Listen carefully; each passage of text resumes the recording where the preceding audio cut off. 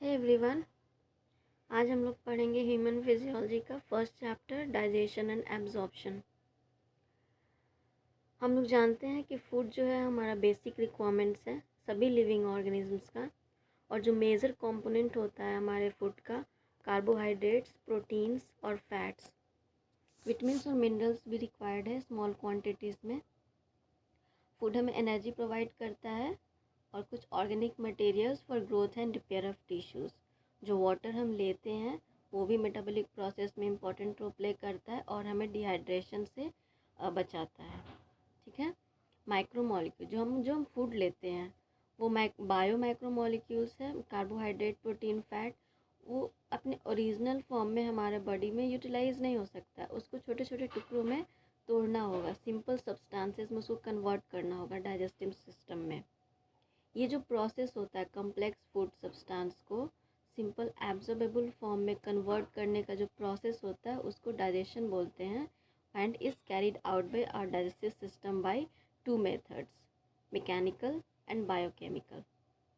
Okay. हमारा जो human digestive system है उसमें दो पार्ट है, एलिमेंट्री कनाल और एसोसिएटेड ग्लैंड्स। ठीक है। Now we will see alimentary canal. तो जो एलिमेंट्री कनाल है वो स्टार्ट होता है माउथ से। एंटीरियर ओपनिंग है हमारा जो माउथ है, वो एंटीरियर ओपनिंग है। एंटीरियर मीन्स आगे का एंड द पोस्टीरियर मीन्स पीछे का। तो एंटीरियर ओपनिंग है माउथ, एंड माउथ ओपन होता है पोस्टीरियरली थ्रू एनस। ठीक है। Mouth leads to buccal cavity और ओरल कैविटी। तो माउथ के बाद क्या आता है, बकल कैविटी, जिसे हम ओरल कैविटी भी बोलते हैं। ओरल कैविटी में क्या क्या होता है, टीथ होता है बहुत सारा एंड मस्कुलर टंग होता है। ध्यान रखना, जो टंग होता है वो मस्कुलर ऑर्गन है, और जो टीथ होता है, एक एक जो टीथ है वो हमारे जॉ बोन में इम्बेडेड होता है। एक हर टीथ का एक अपना सॉकेट होता है, सॉकेट में वो इम्बेडेड होता है। इस टाइप के अटैचमेंट को हम थेकोडोंट बोलते हैं, मीन्स धंसा हुआ रहता है टीथ जो होता है जॉ बोन में। मेजॉरिटी ऑफ मैमल्स में जो टीथ होता है ड्यूरिंग लाइफ टाइम दो बार आता है। पहले टेम्पररी टीथ, मिल्क टीथ या डेसिडियस टीथ होता है, और फिर वो रिप्लेस हो जाता है परमानेंट और एडल्ट टीथ से। इस टाइप के डेंटिशन को डाइफैडेंट डेंटिशन बोलते हैं। तो अटैचमेंट था thecodont and the dentition is diphyodont. Adult human देखेंगे, एडल्ट ह्यूमन में 32 परमानेंट टीथ होता है जो कि 4 डिफरेंट टाइप्स का होता है, तो हेट्रोडोंट डेंटिशन बोलते हैं। Incisors, canine, premolars and molars, ये 4 डिफरेंट टाइप्स के टीथ होते हैं। जो अरेंजमेंट होता है टीथ का हमारे अपर और लोअर जॉ में ईच हाफ में, उसका फॉर्मूला होता है 2123/2123, जिसमें 2 इंसीजर्स होते हैं, 1 कैनाइन, 2 प्रीमोलर्स एंड 3 मोलर्स। तो यहाँ हम देख सकते हैं फिगर में, ये जो टीथ है अब हाफ पार्ट लिए हैं। तो जो फर्स्ट 2 है इंसीजर्स है, then 1 canine, then 2 premolars and then 3 molars. तो दिस टाइप ऑफ अरेंजमेंट 2123। और इसी तरीके से नीचे लोअर हाफ में 2123। तो टोटल कितने हो गए, अपर हाफ में 8, लोअर हाफ में 8, 16, और फिर इसका कॉपी 16, 32। जो हमारा टीथ होता है उसका जो हार्ड चिविंग सरफेस है जिससे हम चबाते हैं, फूड को मैस्टिकेट करते हैं, वो इनेमल का बना होता है, और ये जो इनेमल है वो helps in mastication of food. Tongue जो होता है फ्रीली मूवेबल मस्कुलर ऑर्गन है जो कि हमारे ओरल कैविटी के फ्लोर से फ्रेनुलम के द्वारा अटैच्ड होता है। और जो टंग का अपर सरफेस होता है उसमें स्मॉल प्रोजेक्शंस होते हैं जिसे हम पैपिली बोलते हैं, और कुछ पैपिली में भी टेस्ट बर्ड्स होते हैं। Not all papillae have taste buds, some of the papillae have taste buds. Okay. जो ओरल कैविटी है वो आगे ओपन लीड्स टू फैरिंग्स।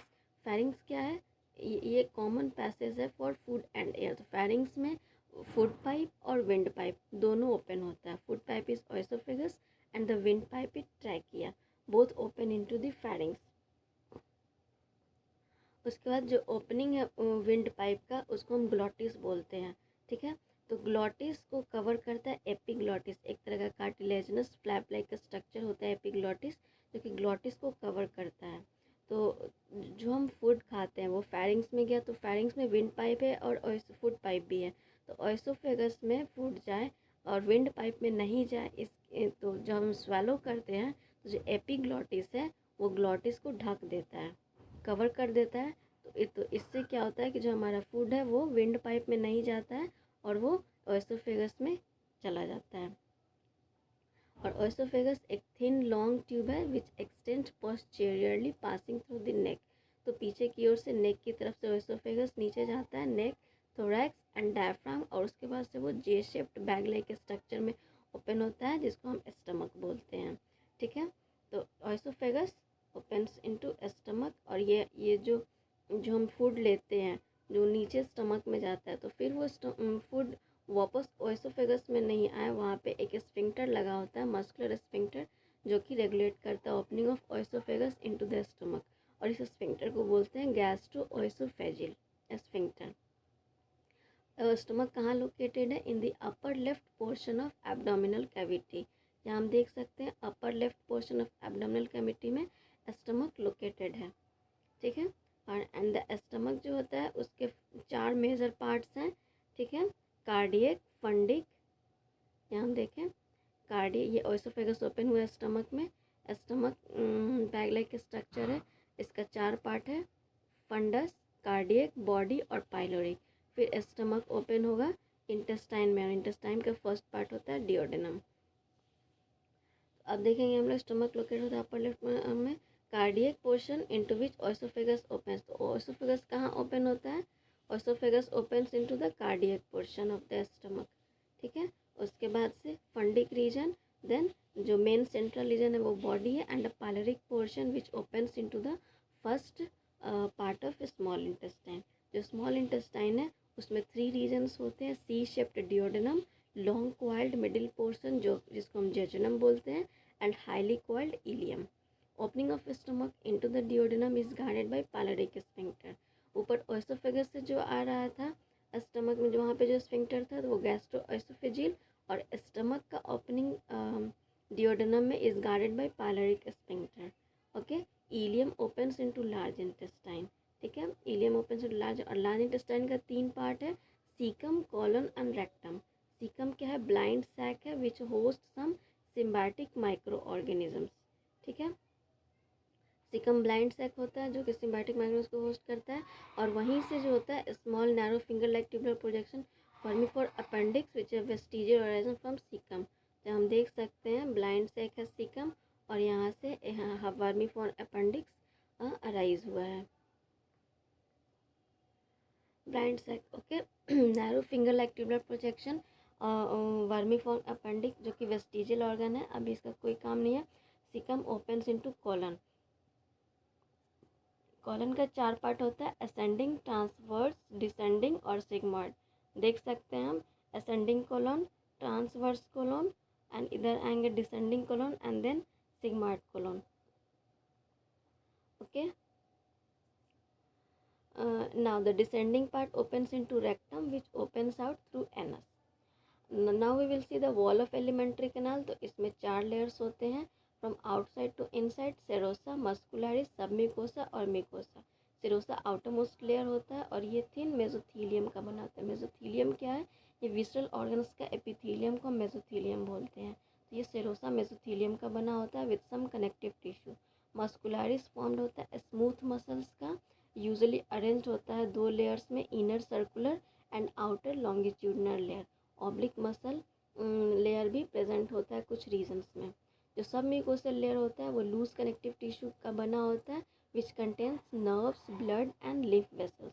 ठीक है, in duodenum glands are also present in submucosa. तो डिओडेनम में के सब म्यूकोसा में ग्लैंड्स भी प्रेजेंट होते हैं। And the inner most lining होता है ल्यूमेन ऑफ एलिमेंट्री कैनाल, उसको हम म्यूकोसा बोलते हैं। And this layer forms irregular folds in the stomach and smaller finger like foldings called villi in small intestine. ये जो म्यूकोसा है इनर मोस्ट लेयर, वो स्टमक में जो एयर फोल्ड्स बनाता है इरेगुलर फोल्ड्स, उसको रूगी बोलते हैं। एंड वो जो स्मॉल फिंगर लाइक फोल्डिंग जो इंटेस्टाइन में बनाते हैं स्मॉल इंटेस्टाइन में, उसको विलाई बोलते हैं। ठीक है, जो सेल्स होता है lining villi produce numerous microscopic projections called, अब विलाई में भी बहुत छोटे छोटे माइक्रोस्कोपिक प्रोजेक्शंस होते हैं जिसको माइक्रोविलाई बोलते हैं, जो कि ब्रश बॉर्डर अपीयरेंस देता है। This modification increase surface area, ठीक है। तो ये सब क्यों होता है, फोल्डिंग्स, ये सब माइक्रोविलाई, ये सब ये सरफेस एरिया को इंक्रीज करता है।